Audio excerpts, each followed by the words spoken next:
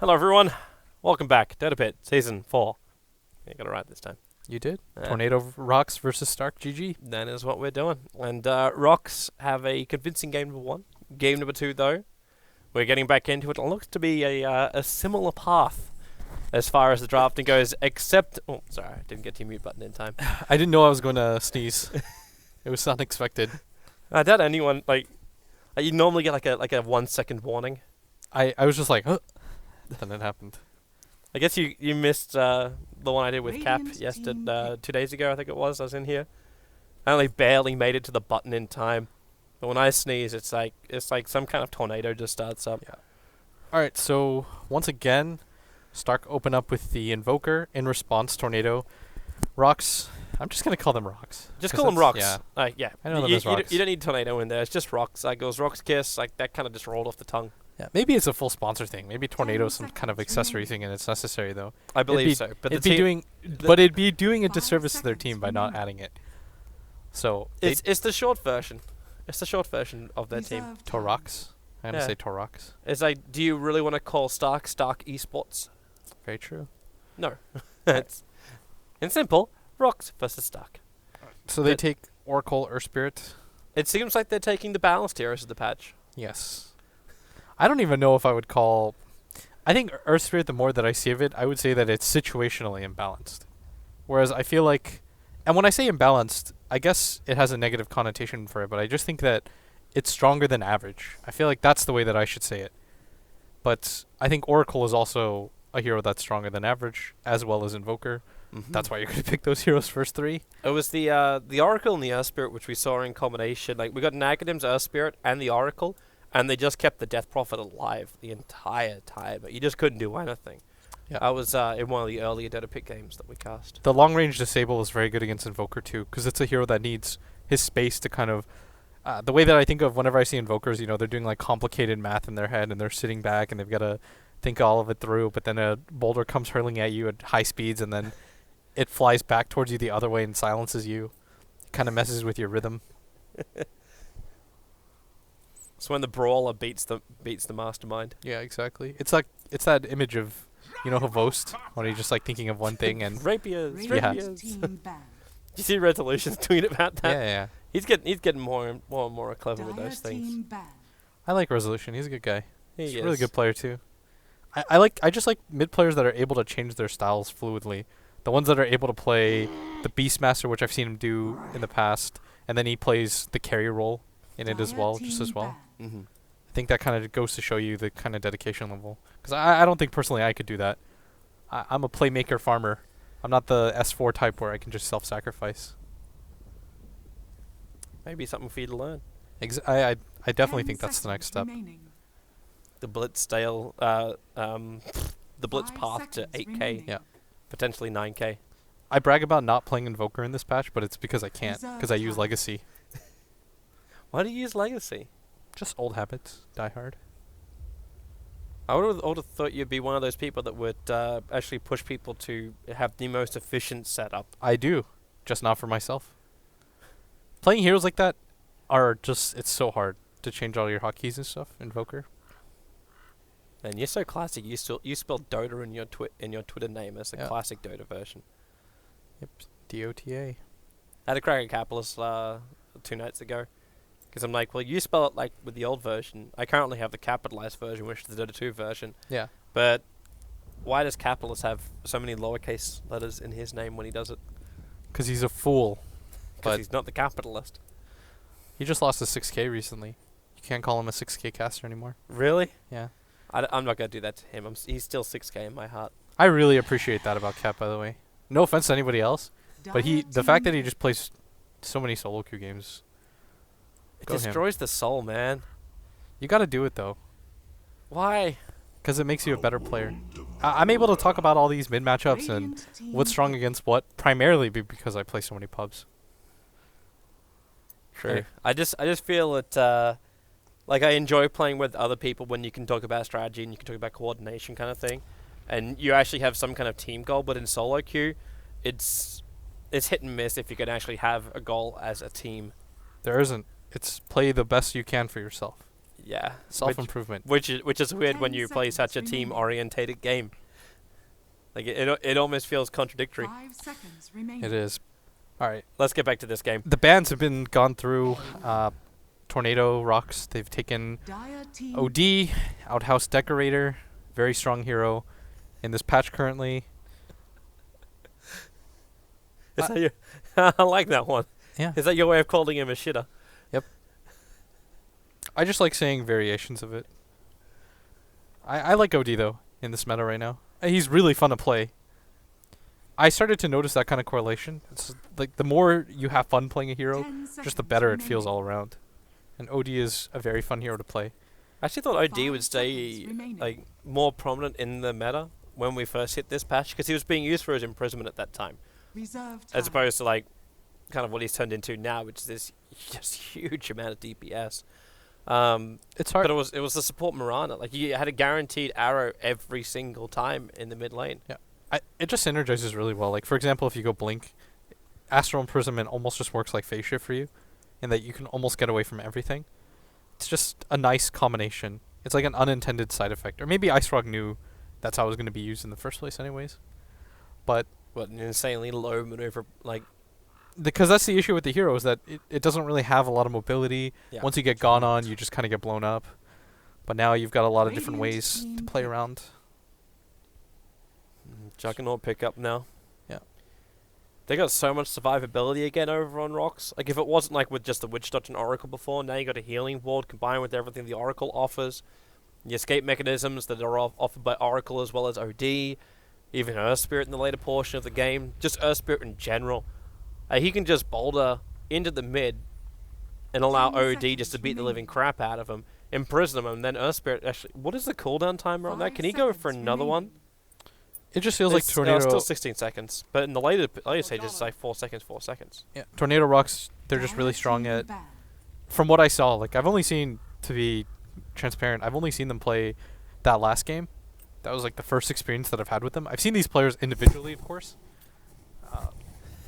but I haven't seen them play as a group yet. This is like the old VP, 10 right? seconds Like you even Yeah. see that BZZ still using like the VP logo as his 5 Steam icon. seconds remaining. But They never really left it behind. Reserve time. It's the full circle of the CIS shuffle. I think that their 5-man style was incredibly 10 strong last game. seconds Being able to remaining. set up their safe lane and then get our Zeke to roll around as much as 5 possible. seconds Mhm. remaining. Alright, But we, start. we should probably look a little bit further towards the Stark lineup now. Radiant Yes. team Like, ban. with Shaman on the field, it was banned out against them in the last game. Now they got the opportunity to have him for his timing pushes with the Mass Serpent wads. But how effective are you really going to be as Stark for those pushes? Like, I'm seeing a lot of control coming out from their supports. 10 seconds And wave remaining. clearance is pretty damn good as well. But can you really force anything 5 against seconds Roxkiss's remaining. lineup? Yeah, you can. I think Jugs are Reserve kind of time. just used as a general counter to heroes like Gyrocopter, but Bane and Shadow Shaman. Shadow Shaman is one of the better heroes at just flat pushing safely, which is pretty critical to this meta right now. Like you've got Forge Spirits plus the Shadow Shaman wards, you're gonna be able to take objectives pretty cleanly. Like you don't have to hard Dire commit team anything, pick. which is really important. On the other side of things, you've got a Bane that is one of the better heroes at just trading out. A very tanky support. It's hard to burst him down. Pretty good against Oracle in this regard. You can just sleep him down or survive through a lot of his nuke burst. Mm-hmm.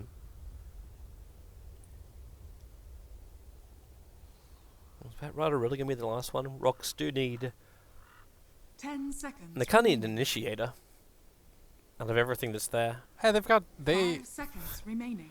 they have Earth Spirit, but you're pretty correct here. They take Tusk. Radiant team pick. The other hero who was in that last game got avoided this game. Spirit Breaker was also left behind. I think Spirit Breaker is a lot harder to execute this time around. Like, you talked about the Sven stun, but it's not really reliable, especially if he comes at you from an angle. There's almost no time, because there's a wind-up for it. You have to see him coming cleanly. If you don't have vision and he charges at you, there's not a whole lot that you can do. What do you get if 10 you start seconds GG? remaining. Beastmaster was sitting on the edge of him last time around. Like, 5 he seconds was the remaining. 5th ban by Roxkiss, I believe, in the last game. Actually, no, he's the 5th man of Stark Reserve against Rock, time. so they could 10 run him as an seconds offlaner. remaining. I feel like Beastmaster gets blown up every single time here. 5 seconds remaining. Ooh, Sandkungan. Well, gives them at least another element of team fight to synergize nicely with the gyrocopter, good initiation range, ability to actually dodge the attacks of rocks with that sandstorm. Well, the only one that's really going to cause him problems to get out of the sandstorm is anyone with like AoE damage or like stun-wise, it's Earth Spirit. I have some minor concerns about this pickup, but I guess we'll see. Because I think he's going to struggle a little bit to just flat out lane.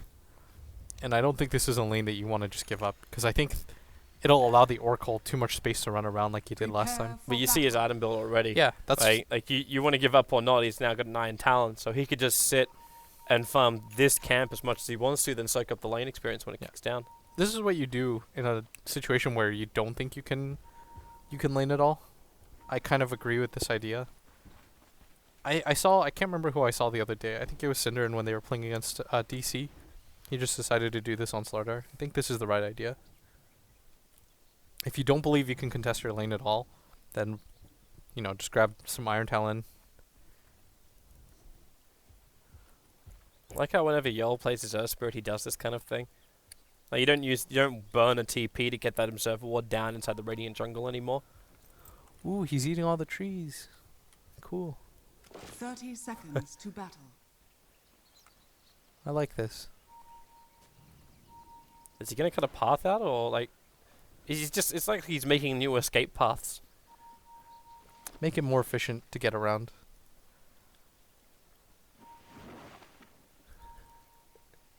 I love how the Iron Talon does work that way. It's a little bit deceptive though when you look at it, because the Iron Talon says it's got a 14-second cooldown, but that's only when you use it The against battle creeps. begins. Oh, this is pretty big.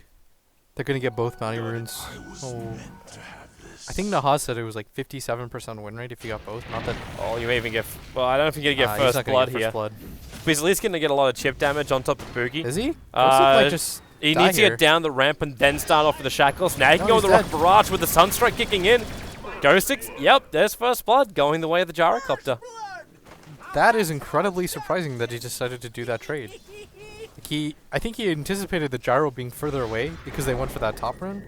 But still, that was surprising. Oh, this is a cool move mid. Oh, that was a little early from Yol, but Valix Oh, tries they to messed run it up. out. They need a little bit more damage, however, and they don't have it. He was... I didn't think they were going to need it, but he's so tanky on Bane that it ended up making a difference. The Boulder Smash. Or Rolling Boulder. that was it, yeah, because he needs the slow. It's an 80% slow for 2 seconds. That would have been more than enough. Alright, go Trixie. How many times do you see a Caustic Finale level up first for a Sand King? He needed to get the stack off, though, for this to be even better. But he's going to get his free level 2 off of it. Is he going to come over with a Burrow Strike? You still got the Brain Stab, so Yol's lost a lot of life here. And Trixie did actually skill up Burrow Strike. Without sleep, though, there's no setup.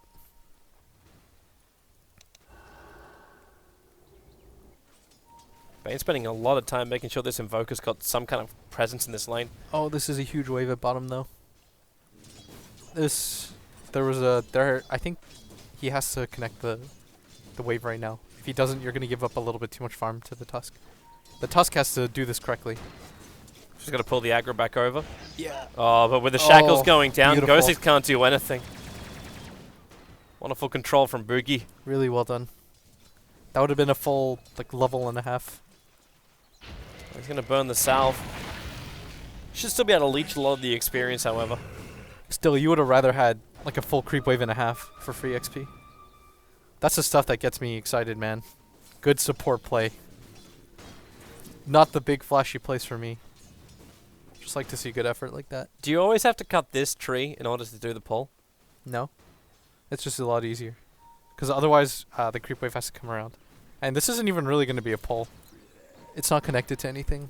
It's just delaying it. It stops the Radiant Creep Wave from coming underneath the tower, however. It's going to push anyways because there's so many creeps. Is the one downside of this. This is going to be a 10 creep push. What you're going to see Boogie do is try to zone out. He should see this ward, though, coming. Unless he places it behind the tower, that'd be really smart. Oh, he just goes directly. He hasn't placed anything yet. Yeah. You see what he's doing though? He's trying to zone out because he knows that they pushed in the wave. So what he's trying to do is make it so that he doesn't get any of this experience. Yeah, That's why you see the gyrocopter skip in with him. This is really good by them. You'll rotate it over too. If they get these shackles, they can have enough burst damage with both Brain Sap as well as the Rocket Barrage. Not only do they kill off the rotating Earth Spirit, but they've done really significant damage to this tier 1 tower. Yeah, and you notice that the Tusk hasn't gotten barely any of the experience with this. Like, these are the tiny plays that you don't think about, you don't think twice about, but they matter a lot. How they're zoning them out, they're making a good job of it. They even get a kill off the rotation. They almost take down this tier 1 tower uncontested. And that's the thing is that if you look at Tornado Rox' lineup, they don't have a mid-hero like a Puck or a Bat that can rotate in case they get over-aggressive, or a Queen of Pain. They've got an OD who's pretty static, and so getting pressure on this tower early is really important, because then they can rotate in for BZZ and make his life a little bit harder. All of these moves just kind of add up, Toby. Well, it's enjoyable Dota to watch. Trying to keep my eye now on Trixie. We talked about, like, pretty much all the other lanes. And Trixie, he's still getting a lot of farm up here, but Seedoy is by far leading the CS. Like, he's 25 for 12, 25-13 right now. So he's keeping the lane throttled nicely. And looks like Rodski's going to rotate themselves up to top lane. They're searching for a kill on Trixie. Now, he's got Burrow Strike, Sandstorm, as well as TP. So the chance of them killing him here should be quite low. They don't have Boulder Smash either. I don't think this is possible.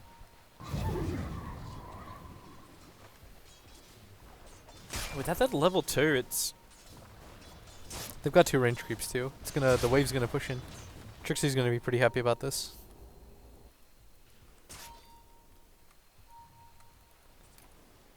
Get a little bit more support coming top now with Valix. So he's just trying to soak up the experience while Trixie's doing his farming.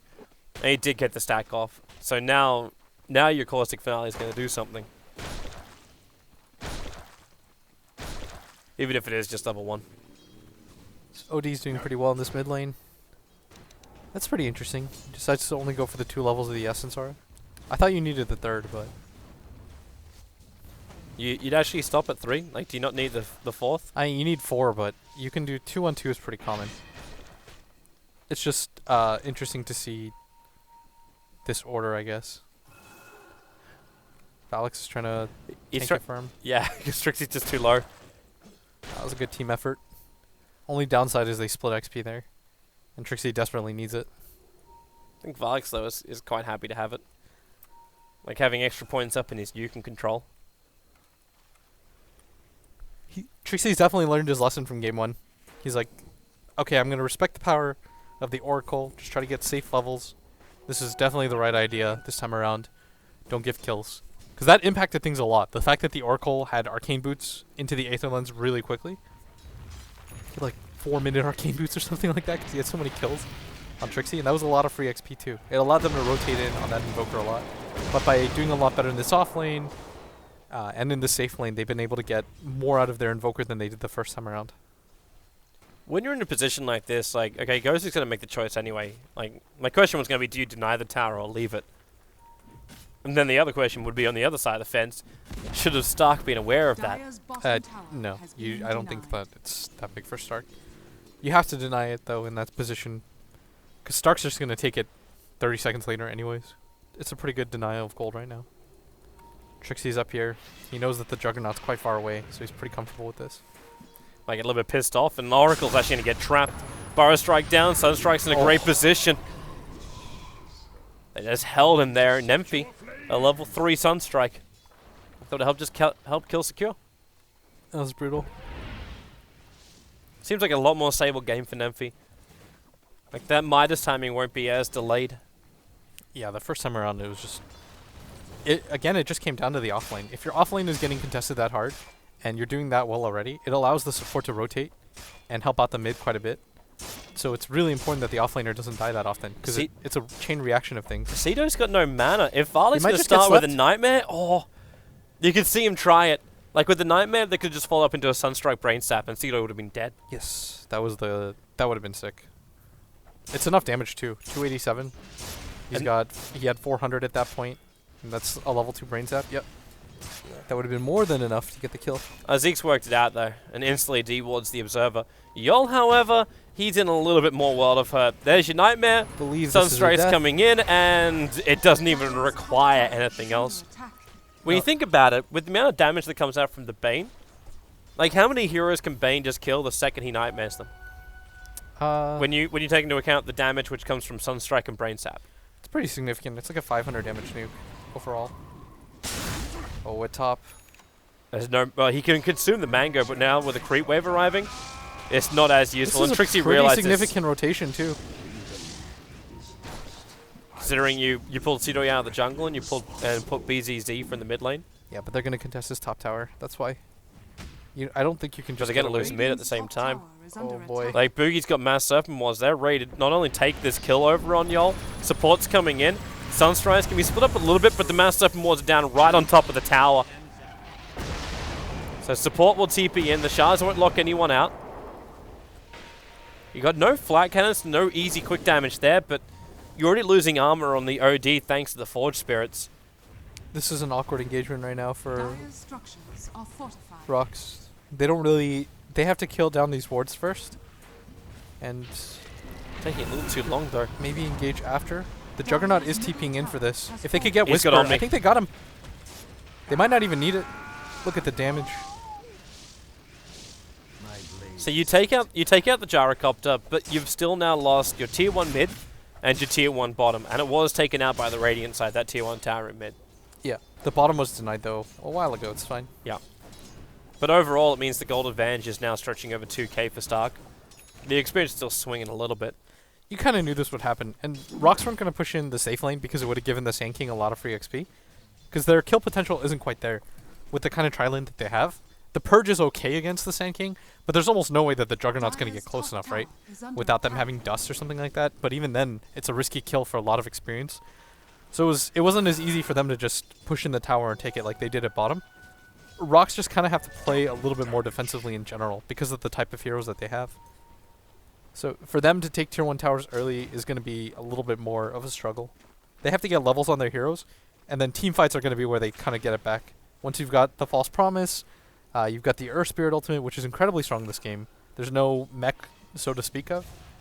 I'm still concerned about Roskis keeping players alive during these team fights. Like the pick-off potential of Stark is just too much. It's just too good. Like top lane, Sunstrike, Brain Sap, hello.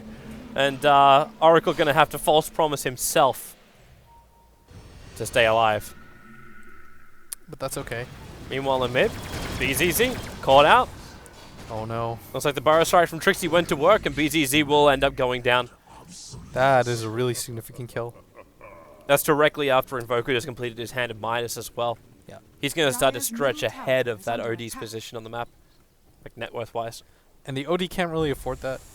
The Invoker did a really good job too. He rotated between the jungle a lot, made himself a hard target to find for a tornado, and by the time, they started to try to get aggressive on him, Stark was ready for the 5-man.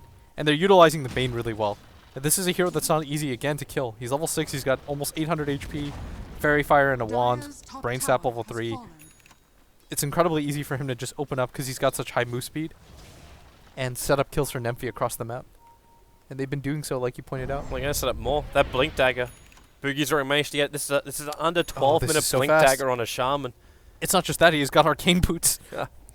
They made sure of it too. Like they made sure he got the last hit in that top tier 1 tower just so they could achieve this. So BZZ, he's gonna have like no idea. It's a straight blink to Hex, and actually goes directly for the shackles instead. They commit the Fiend's Grip here. He hits the Shocks available as well. There's no Sunstrike kicking in, but they don't even need it. Yol's now going to arrive. He lets the Magnetize off, but he's already been nightmared up. He's burning up a little bit, and now I actually look for. He can't invoke Sunstrike. Is he dead? Oh no, he's okay.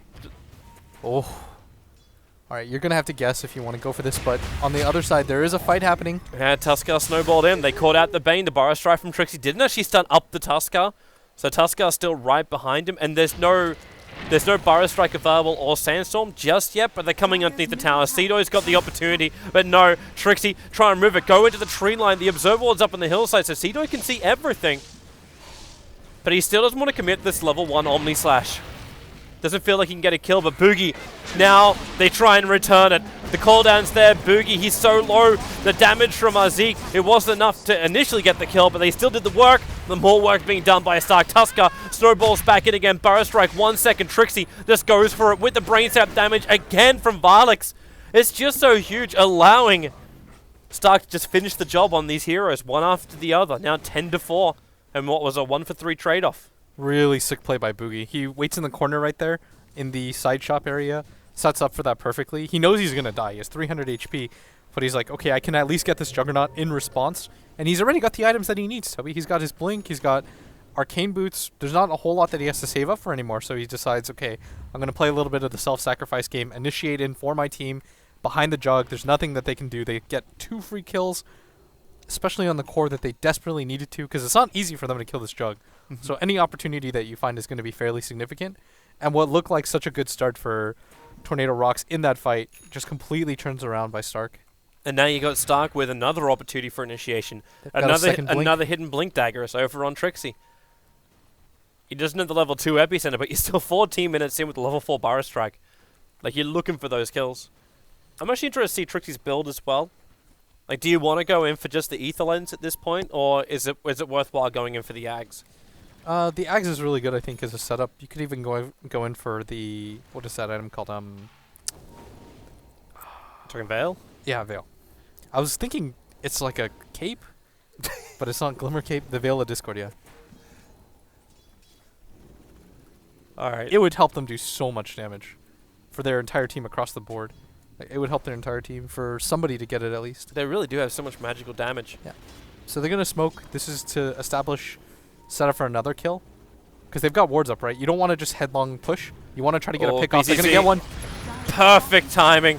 The Observe Ward gets placed, and they saw Zeke. Boogie, he was almost in range for it. The Burrow Strike's still on cooldown for now, and now he actually reaches with the shackles. That distance is so huge. Whoa. Okay, he must be worried about that freaking false promise. That might have been a little bit of a... He was dead. We're talking about the Fiend script, by the way. Yeah, he was dead. It was a little bit of an overkill, but now they're going to be able to go high ground if they want. Yeah, you still got the Mass This Serpent. is so bad for them right now. He hexes Seedoy. He's able to shackle up y'all. The Snowball will break y'all free, and Boogie, can he actually survive this when they Nightmare over on the Tusker? Roxas just fed them more kills. You're talking about going high ground when you got this many players, and they Sunstrike, Burrow Strikes forward from Trixie. There goes your Omni/kill. Finally, Shadow Shaman's going to die. They really need to kill Trixie makes a break for the tree line, and they will get him. Oracle will end the spree. Huge amount of money for him, and this does stop the Stark push because they just chased the kill too far. Yeah, they were able to conserve their wards, so that would have been a really good opportunity if they were able to nab both kills for free and then lay down the wards with the Forge Spirits. You might have been able to do maybe 3/4, almost all of the tower damage. Then you go for Roshan, go for the high ground shortly after that. But by being able to hold there, really significant for them. I'm really liking the way that Stark is playing this game around, though. The mixed aggression with not having to force the wards, just going straight for the fights, look for the pickoffs, and then you can go for the tower pushes, is making this really successful. They might be out of smokes now, though. I saw them use 2 consecutively. Yeah, the next 6 minutes are going to be a little bit empty for them. So it's important that they establish a lot of control here so that they can get things like the uncontested Roshan.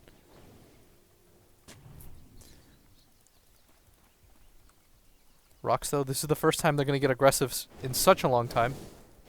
And this is a really daring move by them. Because they're just trying to get somebody and get out. They don't have any other cores with them. The problem is they're going to walk directly this might be a little bit like disastrous. Practically all of Stark. Varlix can't get his Nightmare off. So we'll end up dying. Nymphy. Yeah, she doesn't have a maneuverability item, so he has to TP back out. They're slowed down. They dust, but he gets the TP under the cover of the Fog of the Pit. But then into mid lane, the initiation on Seedoy is going to be off by Trixie. Stopped by that wonderful spin time. That was a little bit surprising. That I thought that Stark should get into a fight, but in hindsight, it's because I had all the vision in the world, right? Yeah. I don't have Fog of Vision of War, so I know that it's only 3 non-core heroes. So for me, I'm just like, okay, you should take that fight, but obviously Stark was like, okay, that might be a 5-man engagement. Why even bother? Just leave the Bane, ditch him. You gotta have that mindset too if you're a player. Like you're looking at it and you've got to be knowing you're in a really commanding position in this game if you're Stark, and the Roskers have to go for something that's a little bit more risky. Like a 3-man non-core gank, like that seems a little... Like it's not really destined to succeed. Yeah. So you got to assume it's going to be all 5. By the way, most of the time I'll refer to the 3 position as a core as well. Just in this game, it's a little bit different because it's a Tusk that's incredibly underfarmed. It's almost like he's more of a 4 position this game. Well, there's more farm over on the Shadow Shaman than there is on him. Yeah, exactly. You actually look at the net worth and Tuskar sitting at the 4. So they've actually got 3 players below 3.5k net worth. Oh, Trixie's in. His invis just breaks. He knows they're all here. He's pinging out for his team. They want to set up for this fight. This would be such a good epicenter if they don't find him. Can they find him? Like, process of elimination, you got to work out where he is. Okay, this is... Oh, man. I'm just watching Trixie right now. This could be absolutely massive. This is like classic Jimmy plays right now. Just stay in the trees and never let them know you're there. Okay, so they're going to bait out the Roshan. This might be Rox's opportunity to... They're like, okay, this is a Roshan attempt.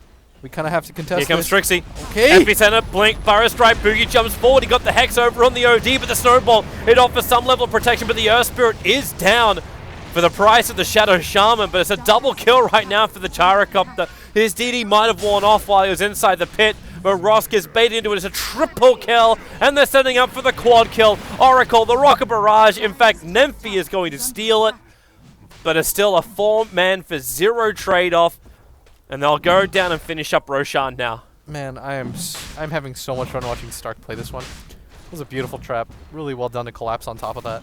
The only one they saw, though, with the Observer Ward was the Juggernaut. He was the only one visible. Everyone else was inside the Fog of War, but they just went for it. Massive fight for them. So they take down Roshan. This should lead to a tier 2 push. They don't have wards quite yet, but with 50 seconds down, they don't really need it for the tier 2 tower at bottom. And then when it refreshes up, they could go for the high ground, if they so choose.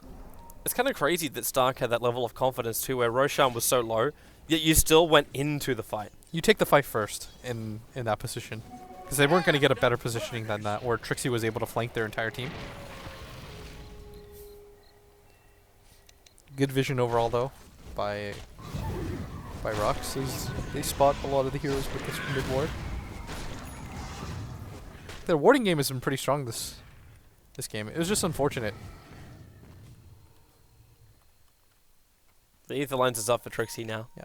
This initiation range is going to get better, and that warding game you're talking about is going to become a lot harder for Rox. The Gem of True Sight now being bought by the Bane. It's a good item when you're in a commanding position. It's the one item that can really change the fate.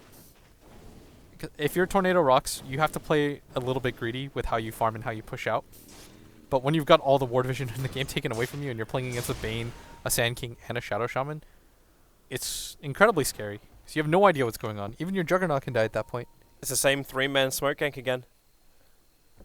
They spotted the Bane with vision too. This would be pretty big. To be unfortunate for Varlix, he's flying that gem out to himself right now, and he didn't.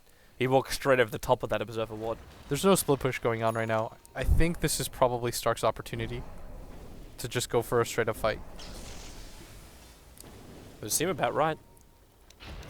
Like every time mass open wards are off cooldown, you want to be using them to push anyway, right? Mid. Oh wow, did he just... Trixie used his ultimate for that. The weird thing is they had vision of him too, but he just didn't anticipate dying as fast as he did. Probably thought he can get his spin off. I mean, that's like a 400 damage nuke from his ulti, or from the Sunstrike on top of the 500 that you get from the SK ult stun. There's not a whole lot that you can do. That's what we're talking about. If you don't... The weird thing is, though, they had vision of that. They probably just didn't anticipate quite yet what happened. Char's just taking so much nuke damage. Then Trixie, blink, Burrow Strike, and y'all protected. BZZ with that imprisonment, but Boogie, again, so aggressive on his blinks.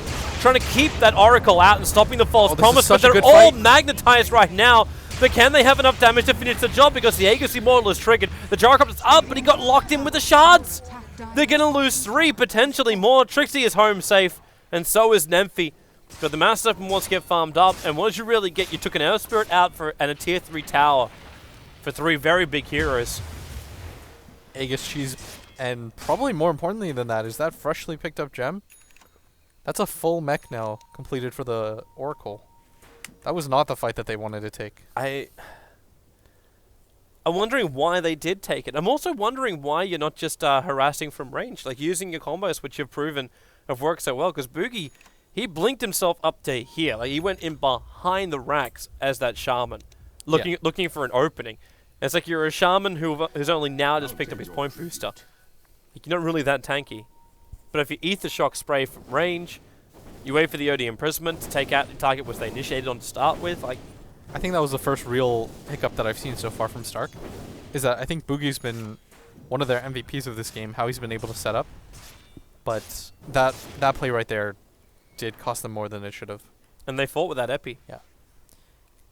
You're completely right there. They should have just been able to take down the tower and then establish high ground control. Yep. But it just seemed odd. It's like you've got the confidence of the Aegis, the Immortal, as well as the rest of the engagements happening during this game so far. I think that was the issue. It was that they were too confident in the Aegis. They didn't think that Rox would take that fight. But they were able to get a lot of abilities off. Yol's initiation was absolutely massive for them. On top of that, the combo from the Invoker landed on an empty target because they were able to OD Astral him. Yeah. It's a lot of little hiccups that have caused one big problem. And now Stark, well, they're pushing through the top lane now. Nemvi does have his level 2 Necro books available, but they just lost their Radiant Creep Wave, and they're being attacked on the bottom. The TPs are coming in. Cedo is instantly going to back up. Varlix is the first one in, primarily because they're looking for his Disable to hold Cedo in position. They see the spin. Can the vision come up so they can Fiend's Grip? Oh! He's got him in base. Wait, what? Oh, I haven't seen that before. How does that even work? Like, it should interrupt you. That is... Okay. Let's just blame it on Dota Reborn. That shouldn't happen. I thought he Fiend's Grip to creep or something. Yeah, that's where my mindset went to as well. I'm like, wait, hang on. And then you look around, it's like, wait, there's no creeps which currently have the purple goo on them. Yeah, that is... that sucks. It must have been like half a second after, and then the game just read it as actually latched. That's just weird. I don't think I've seen that before. For that spell, anyways. I've seen some follow through, but I remember in Dota 1 you could charge or you could use the Spirit Breaker ulti and follow people into the fountain, but yeah, that got patched out. Thank God. That was clowny. It was hilarious though when it happened. Clowns are funny people. Maybe they get a free kill here. Well, if Ghost Six Trixie moves is back up far again, away, which though. he does do so, they just invis, start with the shock, follow up with the shackles, and the Sunstrike is a little bit further north, so it made sure it wouldn't hit the creep wave, but still in range of the Tusker. Oh, and mid. They don't have Fiend's Grip. This might be a little bit too difficult for them. As long as you get the Blink Hex off, which, like, most of these ganks are possible. Yeah, Boogie should just lay down the wards. I know Tusker for a while, Yeah. but the BKB on the Gyrocup might make this a little bit easier for him. Because now a lot of that damage, like, it relies on the Juggernaut to do most of it. He just got hexed, deafening blasted. They false promise very early on Seedoy, so it's down. But your Necro books as well as your Mass Serpent Wards have achieved what you came here for. You just took out the melee racks and done considerable damage to the range. It's so hard to defend against that. Was that level 3 Necro? Yeah. It was Yep. level 3 Necro book plus 4 spirits plus wards. It doesn't even matter if your entire team's there. So now your Invoker. He's got his Blink Dagger so he can follow up on the initiations. Almost an Aghanim's Scepter fully completed onto Boogie. Once that happens, it just gets harder and harder for them to hold these. He's got the level 2 wards too. Rox can't allow this to happen. You can't just allow your towers to be passively taken out. That's kind of what I was expecting the first time around for Stark to do when they had the Aegis. Yep. Take down the tower through slow sieging and then push uphill with the Aegis the next time around. But the positioning second time around was a lot better. Yeah, exactly. Like none of them were really in any kind of peril. Like the Gyrocup was probably the biggest one. Oh, this is huge. They know they're there with this ward. They need the opening though. They're going to get it. Oh, BKB still there for the Gyrocup. He'll trigger it in the shards. I thought for a moment to block him now, but they snowball over the top of that isolates Seedoy as well as Ghosting. And they want to try and keep fighting here. The Gyrocopter, now another Rocket Barrage, the Sunstrike, oh, the imprisonment from BZZ. Barely protecting his support, but they're able to do it.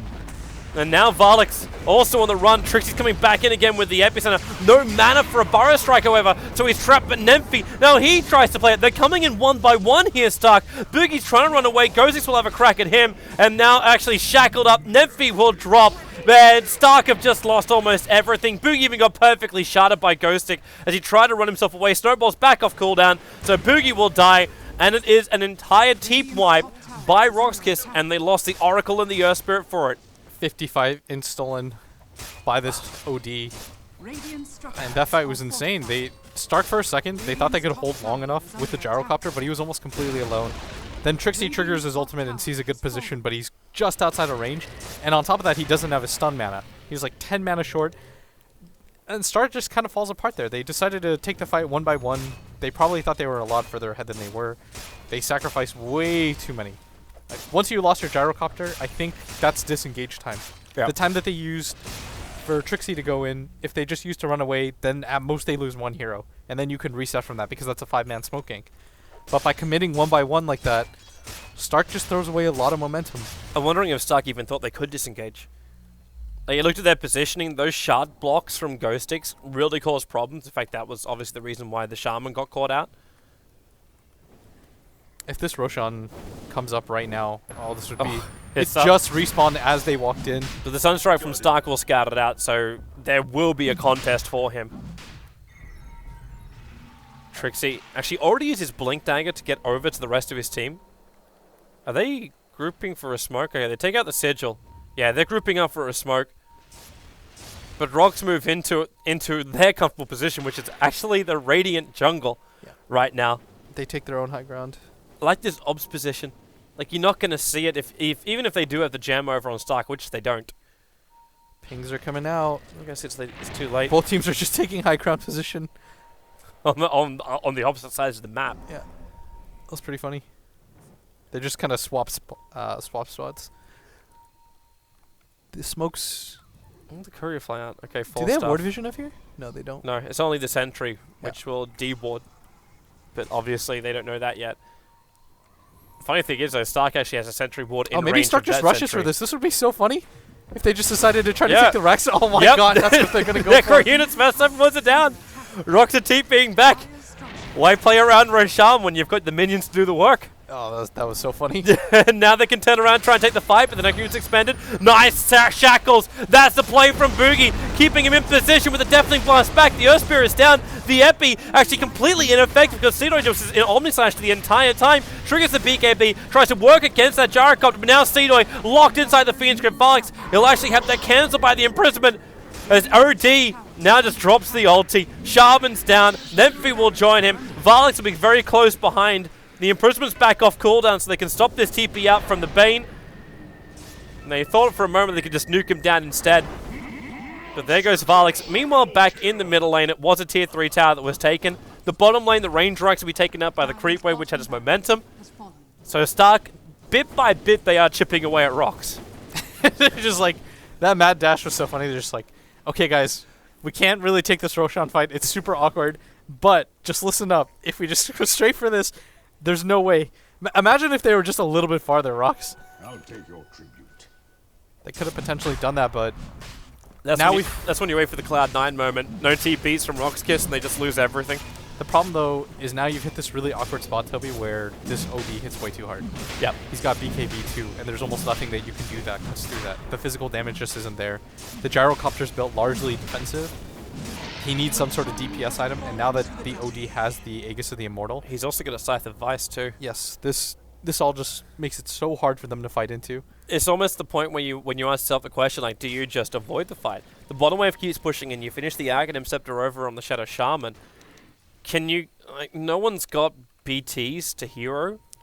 No, Nemphy's also, instead of going for the Aghanims or anything like that, or BKB, he went for the Necronomicon. So they committed a lot to this push, and your Gyrocopter doesn't have MKB, butter, or anything like that. He's largely got defensive items like we talked about. He's going to go for what looks like a Scotty, and once he has this, again, he's not really dealing too much right-click damage. At the same time, though, Stark have to be aggressive. They've committed so much of this build for this kind of bum rush fight. But you're running into an OD that's incredibly strong, has an Aegis. You can at least catch him while his Eclipse is down. So you don't have the big AoE damage. Yeah, that thing is 4 or 5 hits on a target, then he drops that, it's enough. This might be Rox's opportunity, though. Only if they can catch up to Trixie. Cedoid, like it's one of the few times you don't see a Juggernaut go a Blink Dagger build.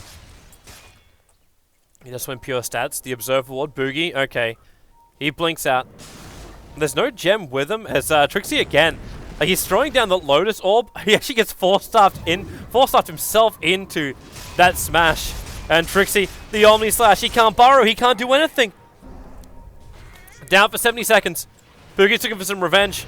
They can't force-staff him up. Now the Sunstrike's going to kick in. It actually splits the damage out. The force-staff from Varlix will end up saving Boogie. But the bottom lane again is starting to push out. Rocks.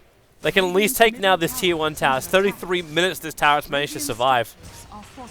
But yeah, the pings are coming out saying, guys, look down at bottom. This is when I wonder if it's worth it for a Shaman to do exactly what he's doing. Just blink in, drop the wards, and take the racks. There's no fortification, so he could do this. He's got to be so careful, though. Losing the gem here. Varlix is caught out. He drops the wards. The range racks are being attacked. It's okay. It was a space creation move. Yep. And every time, like, he can do this. You see how much damage the Mass Serpent wards are doing. The Necro books as well as the Forge Bridge attacking the tier 3 towers. Like, even when you do get the 2 picks, which is nice, let's make it 3 because Nemphy. Bomb. Yeah. OD's a little bit strong. You can just keep playing behind the lines. You have to. I don't think going into a 5-man fight is ideal anymore. Because we've seen time and time again what happens when Stark takes an ideal fight. They're not able to win out. They had some really good moments like the Roche fight, but then they kind of threw away that advantage. I guess saying throw it away is a little bit bad. I'd say they just got a little bit too overconfident paired with the fact that Rox finally got the full ultimate off from the Magnetize. That made all the difference in the world. You can't really blame a team though. Like when you're sitting there and you've already got such a huge advantage, like you wanna make sure you hold that advantage. Yeah, they just had to be a little bit more disciplined for that opening engagement. Because now it's costing them. Because every single subsequent fight that they take, it takes a little bit more out of them, and they're not getting as much as they used to. Yep. And now it's on Rox to kind of get more aggressive here. Like you're gonna leave the Tusk behind so that he can push out this bottom wave, but this Juggernaut and this OD, you want to try to play aggressive with them because you don't want to always have to be on your side of the map defending against these split pushes, Toby. The top wave isn't pushed in hard enough. You've got the mid one going. This is one of your better opportunities, but here comes old Shadow Shaman. I'm wondering if Boogie is, like, obviously the Taskmaster's now come back. But if you're Boogie, do you get BTs here, or do you think about building into a Refresher Orb? Because Refresher Orb would almost let you guarantee take out a Rax. But if you have BTs, you can play the split push game better. Refresher would be sick. Refresher would guarantee you a set of Rax. I don't think Rocks have the attack speed to deal with 2 sets of wards. At least got the catch out now. That Blink Dagger, which I said normally we have on a Juggernaut, he's got that. Radiant's courier has been killed. That's a courier. It is 0 net worth though on it. Yeah. Which is funny because it had two TP scrolls on it. But Boogie is just hiding. You know what this reminds me of? You remember the first joiner to MLG Pro League series? And we had AUI as well as also an NIP were doing their Lena strats. Yeah. And AUI just started doing this hide inside the tree line, just creep skip it out. Because they're fighting right now, but Boogie wants to jump in through mid. Now there is fortification. Oh. Trixie, get the hell out of there! Boogie as well. That Centaur stun. I missed it. I missed it. Did he got stunned up by? Yeah, by the Centaur. It cancelled his invis. I guess he was gemmed anyways. It didn't quite matter. It was just funny. It was like the final FU. Something else. Alright, Boogie's just hiding in the trees. He's pulled the Trixie. They haven't seen him yet. Like he's right there. This one I wish we had our old observer features where you could watch like the hero in the fog of war. Yeah. We don't have that. I know what Boogie's waiting for though. Like he could blink and shock the wave when it hits 30 seconds, but he doesn't want to die here. No. If he dies here and he drops the wards and they just kill it and push it back, then that really opens up the map for Rux. This is so weird. Like, both teams kind of have a win condition. I just think it's easier for Rux to commit theirs, because their two cores are strong. But it seems like the biggest hurdle that Roxkiss could have is just the decision making. Yeah, exactly. When do you push, when do you fight, and when do you defend? You have to be really patient and hope that both teams are just waiting for a slip up right now. If Stark overcommit for anything and they die, Yeah. Then the opening is there for Rox to push. yeah, exactly. And they can get a counter rank then, because that's like right now what's helping Stark do this. Wait, does he kill the trees with this TP? Yeah. Oh. Okay. Wait. That teleportation scroll gives you vision when you do that, right? Is that what saw through the tree line? Yeah. Because they had no idea until they did that TP. Oh, that is unfortunate. Okay, so they finally catch up again. Stark's like, all right, guys, split push time again. We'll push in through the top lane. That tier 3 tower has been nibbled away a little bit. They need travels on their OD if they're going to do this. He bought a blink dagger instead. He's pushing out bottom, but they're just going to lose their top area. They have to go back. They can't commit to this mid push. Yep. You already seen the line being drawn up by the shaman. He's like, yo, boys. They're coming. Yep. You really can't afford to lose heroes here. Especially not the Invoker. Dire's top Losing the tower Shadow is Shaman is not the end of the world. He's going to respawn fairly quickly, but losing the Invoker here. Stark's just waiting for it. Varlix is probably in the most exposed position. He could potentially just force stuff himself deeper inside the tree line, but he's going to TP out. He doesn't want to lose the gem. Yep. They might have been hoping for just a one hero pick, but he got no vision. Like the Dire Observer wards are up for now. The bottom lane is there a little bit longer, so now they actually... Or was that actually what saw him? Maybe that could have been it, that actually revealed the position of the Shaman. Either way, Trixie's just playing around with Yol on the top. There's nothing Yol can really do against Trixie, right? Because I suppose, like, what have you really got with the Lotus Orb? Like, what does the Lotus Orb trigger? It's more just... It gets rid of stuff, too. It purges out. Right? Like, if you go for the Hex, then you can purge it off. Yep. Just thinking, like, what stops the initiation when he triggers it, like what he did. I don't know if Like, you... if Cedo came in an Omni Slash, then it would make sense. You can use it as a purge off, too, though. It's pretty good dual function.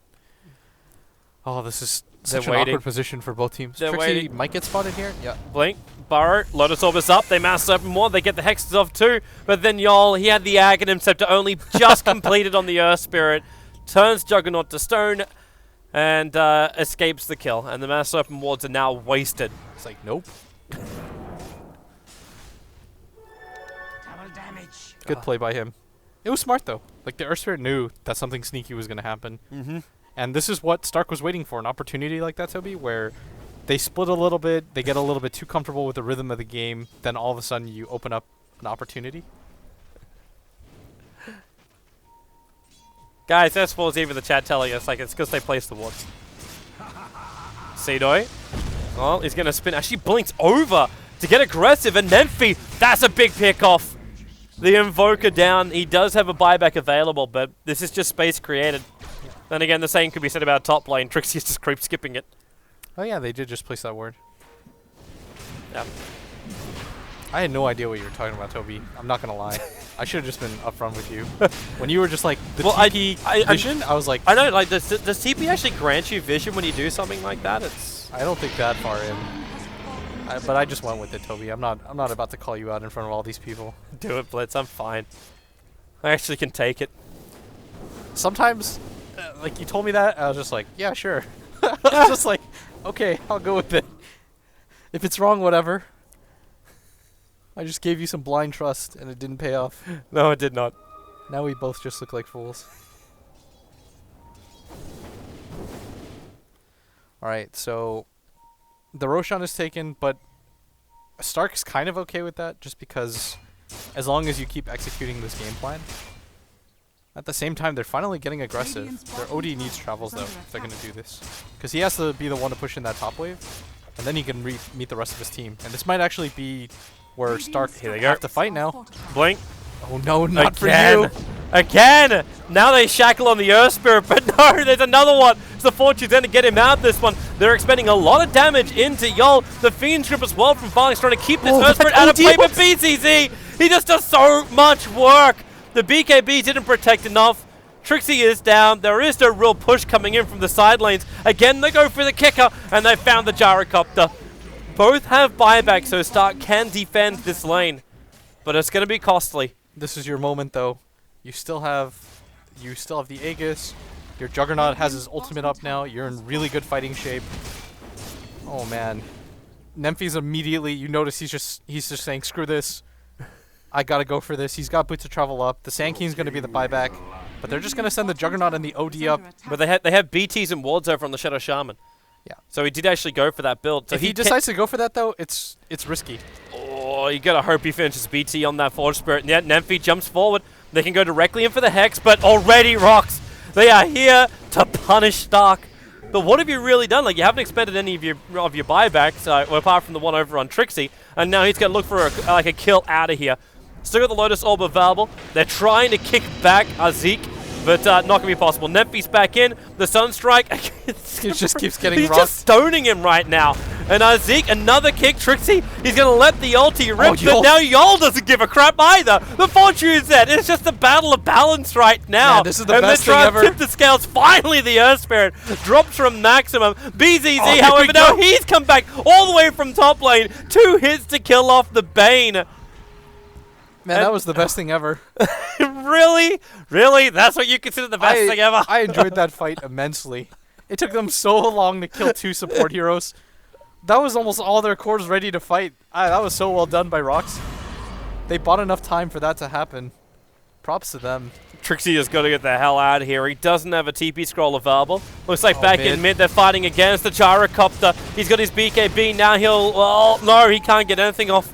Buyback is available. Both BKBs are being expended. Boogie goes for the wards. He needs to get the shackles over on Seedoy, but the Astral Imprisonment from BZZ. Another disengage is available. And they just blink him. Well, no. BZZ, the Tornado Boogie. He's so low. And it's actually locked inside the walls. Again, the false promise will keep BZZ alive. But do they have enough? Trixie, the Blink Burrow Strike. The OD. Can this bastard finally pop? No, he can't. They'll imprison him up. The Omni Slash gets to get to work. It was actually Trixie, I believe, who actually got a little bit into that one. As Seedoy, Fiend script out. 99 seconds for him on the sideline. The Aegis Immortal went for BZZ. And they want to keep the chase going. That damn sigil, however, makes it impossible for them to chase after him. Man, that was so rough. BZZ just decided he thinks to himself, okay, I've got the Aegis. I can blink forward aggressively like this, but they weren't able to kill. It did force out the buyback, though, from the Gyrocopter, and that's probably the most significant buyback. He's the majority of their damage, but Stark, they're going back to their roots, splitting up the map as best they can, because they just have to buy time. But it looks like they're going to try to get aggressive here with the Juggernaut down, at least minimum force the buyback. He does have it available unbeknownst to them, but still, this is a good opportunity for them to at least get a little bit more aggressive than they have so far in the game. There's no other objective for them to go for, too. There's no Roshan or anything. The jumping. Nemphy hexed up, but then he gets freed. BK beat up Trixie. He actually goes in for the Burrow Strike. Unfortunately for him, he doesn't have control with the OD ulti. It only really hurts Varlix out of this one. Now BZZ shackled up. He's still got the Fortune's End on him. Now he'll lose that Shadow Shaman. The Gyrocopter, he needs to be able to stand, but he just can't do it. There's too much damage from Roxas. 3 heroes down for Stark. Now the epicenter from Trixie, but really there's nothing else left. They just stone him up again. Meanwhile, on bottom lane, that was where the BTs came in from the Invoker after he bought back. Add the pressure in through bottom, keep Roxkits on the defense, and allow Stark time to respawn. Because that's what they're playing for now. It's the battle against the clock. A full 70 seconds on both their 1 position and their 3 position. They pretty much have to get aggressive to be able to hold this. You're not going to be able to do it with just the Bane and the Invoker. So the Invoker's doing everything he can to kind of continue to apply pressure. But the Juggernaut will just TP in mid. He's eaten Moon Shards. He's got the buyback available for himself, too. Oh, no, he used it, actually, for Tapa. But it's the OD that still has it. So OD still has travels and buyback. They know for a fact that the Gyrocopter doesn't have it. In a second, they're going to realize that... Oh, the Sand King's got it on cooldown, too. Yeah, this is just... Okay. Bane's the only one with buyback, man. This is like a near impossible hold. It feels that way. The Invoker just used it, too. It's literally just Boogie can slow him down with the wards at least, and, well, until that happens, the blink forward, Seedoy Omni Slash is available, but he's going to get 9 men up underneath the tier 4 towers. You have to commit Fiend's Grip as well. Not possible to do because you've still got so much disengage from Rocks.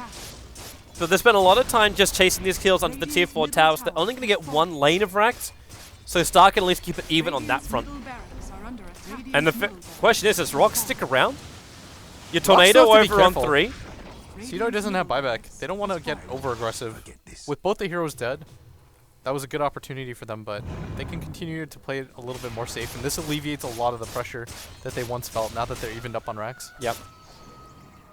I'm wondering if you're almost in that point of the game now where you look for 1, Rapier on Gyrocopter, because he's got the Demon Edge at the moment, and 2, you think about going for a GG push. I think yes to the Rapier at this point. There's no Butterfly on the side of Rocks. Daedalus doesn't do too much for you. Just going for the Rapier at this point. He just doesn't do enough damage with that Scotty build. They need him to pump out more so that during their short-term disables, they're actually able to kill one of the cores. 'Cause they're having to deal with a lot though. You've got the Astral Imprisonment, you've got the Stone Form. Oh, y'all. He's just found the Gyrocopter. Just kick him. Going for the goal, Seedoy. Gyro isolated himself from the creep waves. Now the Omni Slash will go to work. Trixie is still here. He'll go for the Burrow Strike. They're trying to buy some space, but it's just not enough. The Gyro is down. Trixie should be lost as well because they've got the gem. There's no hiding inside the Sandstorm. And look at Buki. He's just making a break for it. Run for He's it. trying to go in for the mid-racks. Throws down the Mount Serpent Wards, but the backdoor regeneration still turned on. It at least brings Rockskiss back to defend. So they'll end up killing off Boogie here. He sacrifices himself for the greater good. They get nothing out of that though, and they had to commit both the wards and the Necronomicons. That's going to make this split push a lot weaker from Nemphy. And with both the cores down, they could just start going for mid, and that's what BZZ's already there for. He's telling his team, okay guys, with everybody down, let's just go for it. Butterfly now completed on the Juggernaut. After he pushes out top a little, in 2 seconds he can TP in. Help things out. He does so much damage. This is going to be a guaranteed minimum a set of Rex. They can't take the top one because luckily the tier 2 tower is still alive, but... Oh, they got to scramble the defense right now. 27 seconds. No fortification. A nice EMP Tornado may be able to slow down this push from Rocks. But he's going to need to hit this perfectly without getting caught out himself. Omni Slash is at least still on cooldown. I don't think you fight until your other 2 heroes are up. You just sack this Rex. Uh, You know that they can't take Mega Creeps, and that's the biggest thing. You can There's a smoke. Nemphy jumps out. Already starts on BZZ. She burns his BKB already. Goes into the Cold Snap change up on the Oracle, but there's no follow-up damage. Like, Nemphy saw an opening, but the rest of his team just was not with him. And Yol's now looking for his chance. BZZ blinks forward with the BKB. They get the Hex over on that Invoker. BZZ's fine. Nemphy 4-staffed out. He does go down. The Oracle finds the kill. No buyback available. The Gyrocopter will go down too. That'll be the game right there. They've lost too many cores. Fiend's Grips or not. You just have Yol now come in. Let everyone just get magnetized up. As Rocks, they just gotta finish the game. In fact, Stark won't even force them to do that. They'll call the GG. And Rocks, in just under 52 minutes, will take out the series 2-0. There was just almost no way that they could kill the OD. And I think at one point, when Stark messed up the fight at bottom, they realized that the OD got way too huge. He had the BKB and the Hex. At that point, they decided to go for the split push Dota. But Rocks dealt with it really well. They never really lost composure. They kept the ward vision up. They were able to get the pickoffs that they needed. And eventually, they were just patient enough to take that. Plus, the Earth Spirit Aghanims was insane. That did so much work for them. They were able to avoid so much of the damage. The timing of it too, like that gank when they had it up on the top lane, the first time the Aghanim was revealed, instantly it goes to work. Yeah. That was a really fun series, though. I enjoyed that a lot. It was. There's going to be more series as well coming up for DotaPit, as there are games tomorrow night. Liquid will be going up against Power Rangers. Still got a lot of group stage games. As far as the European group number 1, we're getting near the end of that, so we're understanding who is going to be coming out on top of this. So with that last little bit of a result, Rocks will be able to push themselves up. This will be updated shortly.